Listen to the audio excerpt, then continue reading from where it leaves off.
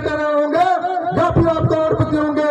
मैंने कहा मेरे दरियावत की विधानसभा की जनता बेअतुली जनता है, जिन्होंने ये सोच के भेजा है कि कोई जाएगा जो हमारे अंधी पैरी गूंगी सरकारों के कान के पर्दे खोलेगा। और साथ में आज मैं आपके बीच में खड़ा हूं। हजारों कोशिशें होने के बाद सरकारों ने भी हजारों बार दबाने की कोशिश की, लेकिन आपकी आवाज जयपुर में 125 विधायक के 125 सरकार के लोग भी हमको रोक नहीं सके। ये हमने वहां पर कहा था। हमने यहाँ पर भील प्रदेश जो हम आज एक नया कारवा खड़ा करने जा रहे हैं, जिसके माध्यम से हम लोग हमारे कई मांगे हैं, जिन मांगों को आज एकत्रित होकर सरकार को संदेश देने जा रहे हैं। हमने संदेश ये दिया कि आज संविधान के अंदर 5वीं अनुसूची है, लेकिन उसका फायदा और धरातल पर लागू नहीं हो रही है। और मैंने विधानसभा के अंदर ये क्वेश्चन लगाया था कि हमारे यहाँ पर पैसा एक्ट कहाँ बना हुआ है। कुछ लोग झूठा भर भर के दे रहे हैं, मेरे हाथ से बचकर कोई नहीं जाएगा।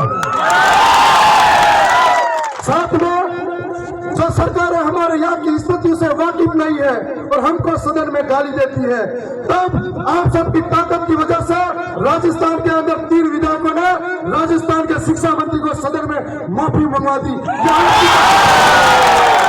ये हमारी नहीं, यह आपकी ताकत है और आपकी ताकत की वजह से वहां हम बोल पा रहे हैं। और सरकारों ने 1000 कोशिशें की।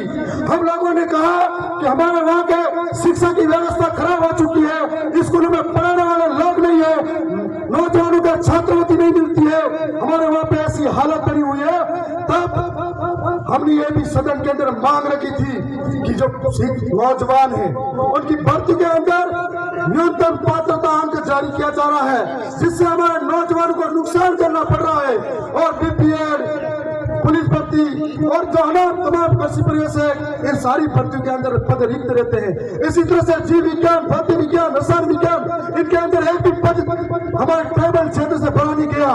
तब हमको गहरा दुख हुआ और उसी सदन में खड़ा रह कहा कि हमारे लोगों के साथ अन्याय है। इस बार बजट घोषणा के अंदर सरकारों ने कहा कि जनजाति लोगों के लिए 5% छूट और दी जाएगी। और मैं आपसे वादा कर रहा हूँ कि मैं और भी यहाँ पर बोलूंगा, जितना हक की बात है बोलूंगा। और आपके बीच में हम खड़े हैं। कई लोगों ने कोशिशें करी। आज प्रदेश की सरकार यह कह रही है हम प्रकृति बचाएंगे, और एक पेड़ माँ के नाम जो दिखावा कर रही है स्कूलों में, एक पेड़ माँ के नाम यहाँ लगा रही है, दूसरी तरफ हंसते और प्यारे को राजस्थान के नाम कर दिया जाता है। हजारों आदिवासियों को विस्थापित होना पड़ता है। बांसवाड़ा के अंदर न्यूक्लियर पावर प्लांट के नाम पर हमारे लोगों को विस्थापित होना पड़ता है। और स्टैच्यू ऑफ यूनिटी के नाम पर, कभी विकास की चकाचौंध के नाम पर हमारे लोगों को विस्थापित होना पड़ता है। और ये आदिवासी है, सरकारें इसकी कीमत नहीं समझती, किसी को कहां पर उठा के कहां रख देती है। यहाँ पर खनन अलग तरीके से होता है कई माइंस के अंदर, और स्थानीय लोगों को रोजगार नहीं मिलता है। हमारे जैसे नौजवान जब बीएड करने के बाद में अहमदाबाद में मजदूरी करने पर मजबूर हो जाते हैं। इनकी पीड़ा में समझता है, क्योंकि मैंने भी वो काम संघर्ष से किए हुए हैं।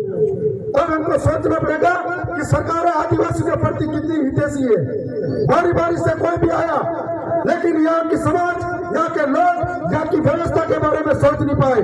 मैं आपको बता दूं कि हमारे लिए ट्राइबल एडवाइजर काउंसिल का गठन किया गया है, और ट्राइबल एडवाइजर काउंसिल के माध्यम से हमको अलग से फंड मिलता है जनजातीय क्षेत्र विकास के बारे में, जनजाति परिषद। और उस जनजाति परिषद के अंदर कोई भी आदिवासी उसका अध्यक्ष होना चाहिए। लेकिन राजस्थान सरकार के भजन लाल जी मुख्यमंत्री उस पर अपना हक जमा कर बैठे हैं।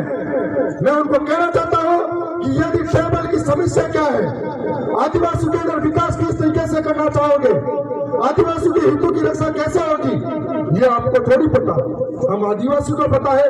तो हमको ये अधिकार। और मैं साथ में यह भी कहना चाहूंगा, सरकारों ने हमारे साथ अन्याय किया।